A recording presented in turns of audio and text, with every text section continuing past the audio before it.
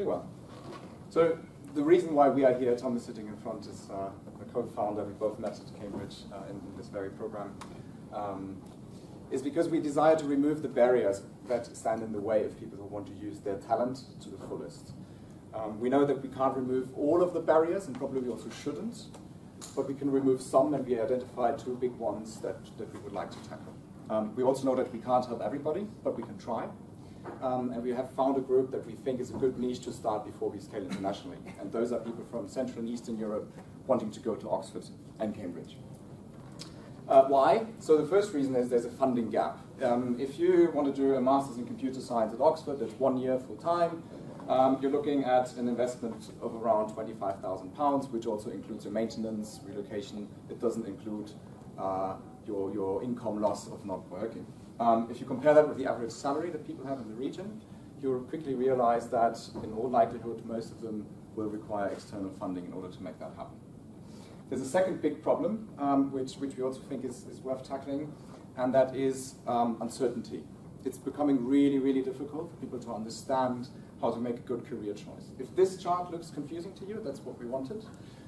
It is a graph from, I think, The Economist that shows the big variance in outcomes, in financial outcomes in terms of earnings, depending on where you study and what you study. And there is another one. This has been a LinkedIn study that showed that 75% of the people who are aged 25 to 33 report some sort of quarter-life crisis.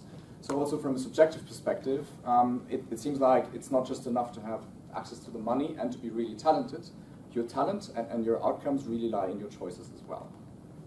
So our solution for the first problem is basically a loan. And what we're trying to tell you here, I'm happy to talk about it in detail a bit more, is that compared to our competitors, which include private sector approaches, which include scholarships and the government, we have a wider availability, especially to people from the region we mentioned, which is Central Eastern Europe. And we offer more degrees as soon as people can convince us that this is the right choice for them and that they're going to make sort of enough of a living to pay us back. And the second thing is the coverage. So most of these things are limited. They only pay part of your cost, and we actually want to go for the full cost. And also we have an interest rate that we think is competitive compared to the others. Market size is big, 11 billion just in the UK.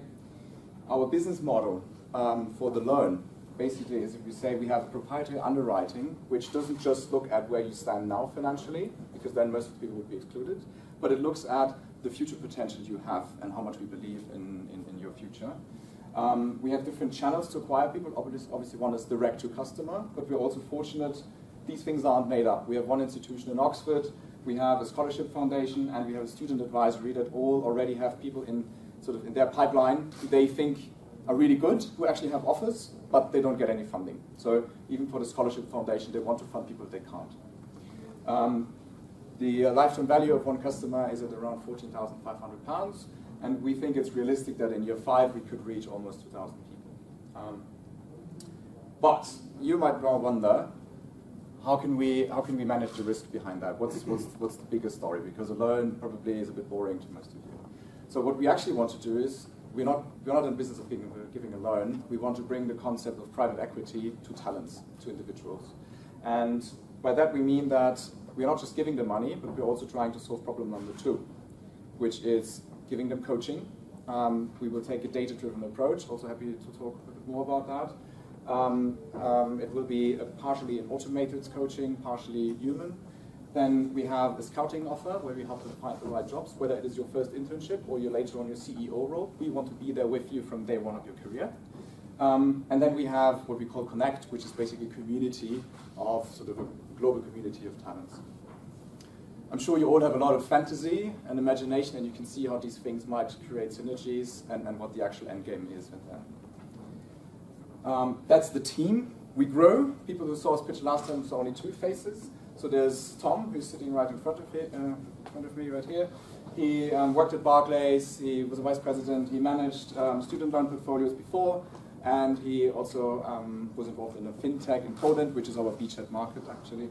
We now got Maren on board. She has founded a well-known journalism startup in Germany around positive journalism. They got 16,000 paying subscribers.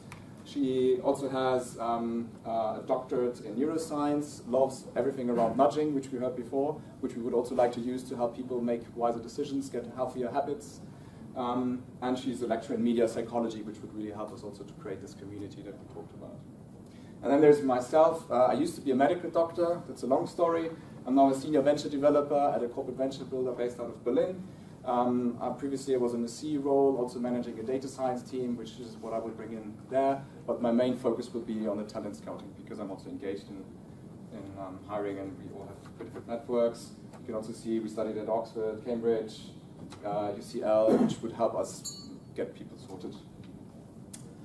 Where are we? So we're just about to get our lending license, which is quite a big deal, but it's only a license to operate. However, this is what allows us to really test the product market fit, because then we're allowed to advertise, and we're raising funds to get the first 20 students who will become our co-creators and hopefully our ambassadors to make this thing really, really big.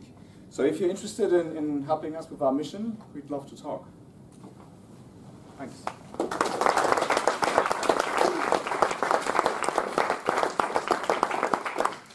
Thank you. Any questions for Sven?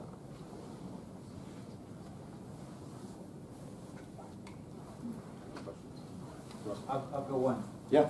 It feels to me like you're going after two different things. Yes. Trying to build two different businesses. Would it be more valuable to focus on one first? So pretty much that's what we are doing. So the main focus is on the loan. We're not trying to boil the ocean right away, but we need to have a bigger vision. And from all the user research that we did, the main things that came out were other problems. And obviously you can just give money, but both on the side of the students who were saying, you know, I'm making an emotional investment too, I'm leaving my friends behind, I don't know if I will meet people over there that like me. I'm not sure, I'm too young, who am I to know if this is the right program for me? I'm looking at 25,000, but I don't even know if that's right. A lot of the people that studied medicine with me, they chose medicine because they really like Grey's Anatomy. And it's very intuitive, and yet it's a big life decision, right? So we think that in order to make this really work, we need to go the extra mile with this particular group of people. But everything is about prioritizing, you're fully right. Okay, thank you. Sven and Tom will be obviously at the reception afterwards if there's more details.